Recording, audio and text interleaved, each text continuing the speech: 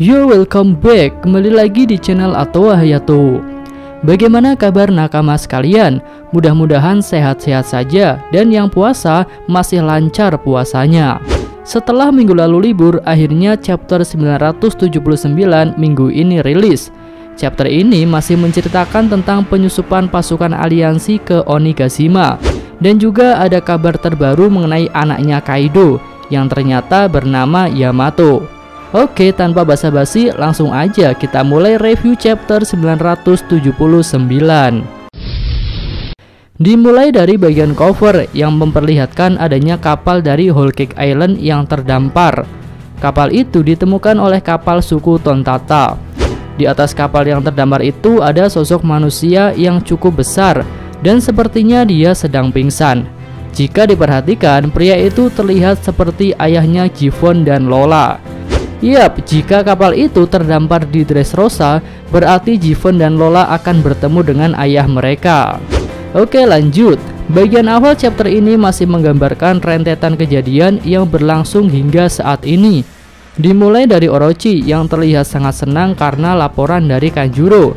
Berkat hal itulah dia bisa memantau pergerakan dari Akazayan 9. Lalu Orochi pun menyusun rencana dan menyangka semua rencananya berjalan lancar.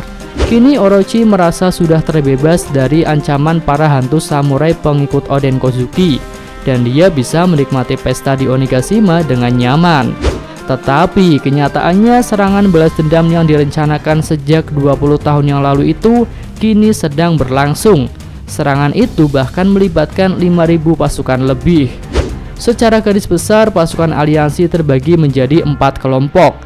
Yaitu pertama kelompok Kinemon menyerang dari arah timur, lalu kelompok Denjiro menyerang dari arah selatan. Sedangkan kelompok Lau langsung menuju lokasi Kaido berada menggunakan kapal selam. Dan satu kelompok lagi adalah kelompoknya Luffy dan Kid yang secara barbar masuk lewat pintu depan untuk melakukan serangan langsung. Kemudian di panel selanjutnya diperlihatkanlah sosok Kanjuro. Dia sudah mendarat di Onigashima bersama Momonosuke. Namun dia masih dianggap musuh oleh pasukan Kaido yang berjaga. Mungkin pasukan Kroco itu tak tahu hubungan Kanjuro dengan Orochi, dan mereka pun dapat dibereskan dengan mudah oleh Kanjuro. Selain halangan dari pasukan jaganya Kaido, ternyata Kanjuro juga tak tahu lokasi pasti tempat Orochi berada. Hal itu karena dia tak pernah datang ke Onigashima sebelumnya, dan dia pun masih mencari cara agar bisa sampai ke tempat Orochi untuk memberikan laporan. Sementara di sisi lain, Momonosuke melihat sebuah peluang untuk bisa melakukan perlawanan. Dia mengamati sebuah pisau yang digunakan oleh anak buahnya Kaido. Besar kemungkinan Momo akan menyimpan pisau itu untuk menyerang Kanjuro jika ada kesempatan. Mungkinkah dengan cara ini Momo bisa lepas dengan kekuatannya sendiri? Mari kita tunggu. Oke, kita tinggalkan Momonosuke dan Kanjuro, lalu beralih ke kru topi jerami. Saat ini mereka sedang melakukan persiapan untuk maju ke medan pertempuran. Ada dua senjata yang dikeluarkan oleh Franky, yaitu Kurosai FRU nomor 4 dan tank Branshio nomor 5. Kedua senjata itu menggunakan nama-nama hewan, di mana Kurosai adalah badak dan Branshio singkatan dari Branchiosaurus. Lalu setelah kedua senjata itu siap, kru topi jerami mencari keberadaan kapten mereka yang dari tadi tak nampak. Ternyata menurut Jinbe, sang kapten Luffy sudah menyerang masuk. Sontak hal itu mengejutkan kru topi jerami dan mereka mengatakan jika penyamaran Luffy akan segera terbongkar. Lalu selain Luffy, Zoro juga ternyata tak terlihat. Dan lagi-lagi Jinbe lah yang tahu keberadaan Zoro. Zoro pergi menyusul Luffy karena khawatir penyamaran Luffy akan terbongkar.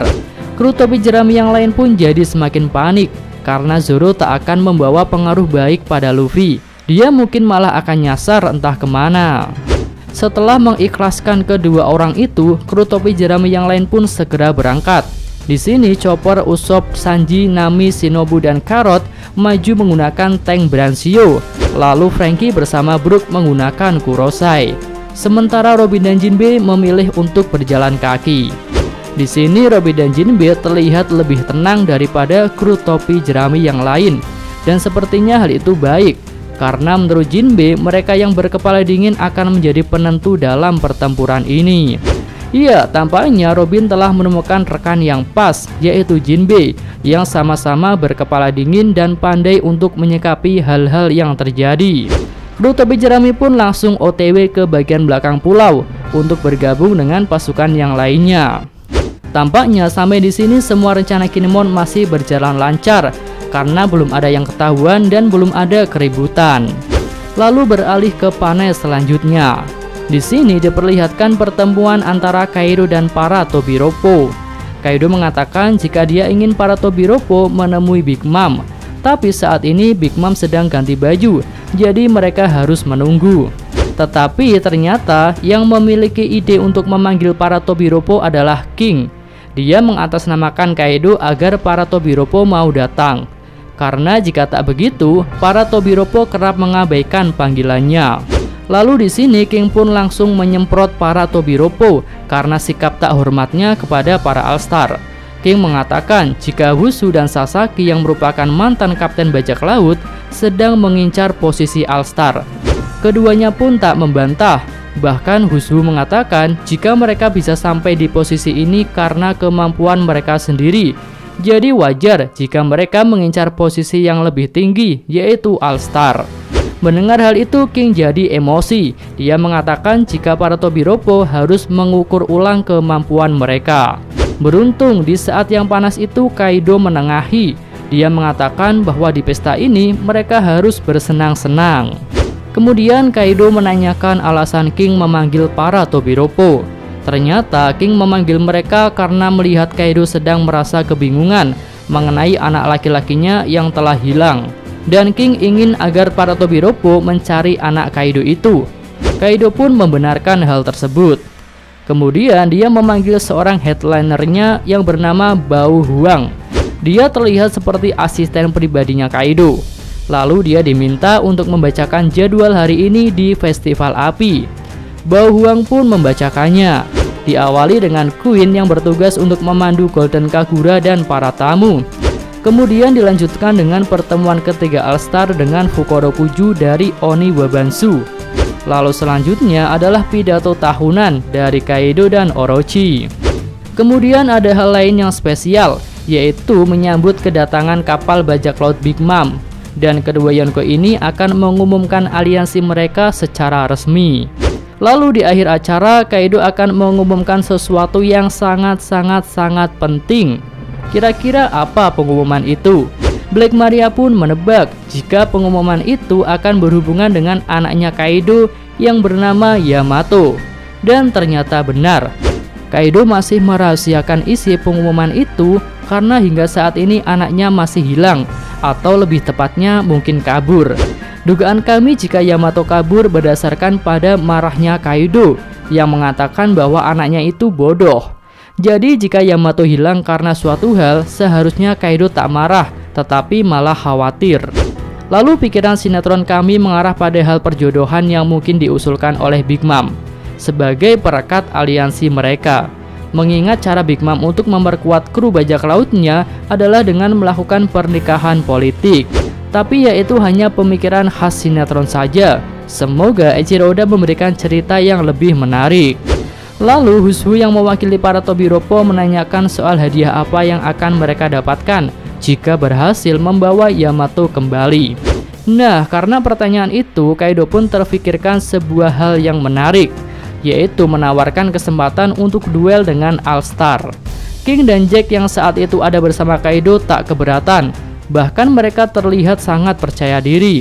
Sementara Wushu juga tersenyum sebagai tanda bahwa dia menyukai hadiah tersebut. Di sini terlihat jelas jika Wushu sangat berambisi untuk meraih posisi All-Star. Oke, selanjutnya kita masuk ke panel terakhir. Di sini terlihat Luffy sudah masuk ke lingkungan pesta dan dia sedang mencari Kid. Luffy pun melihat kesana kemari hingga bertanya kepada seorang anak buah Kaido.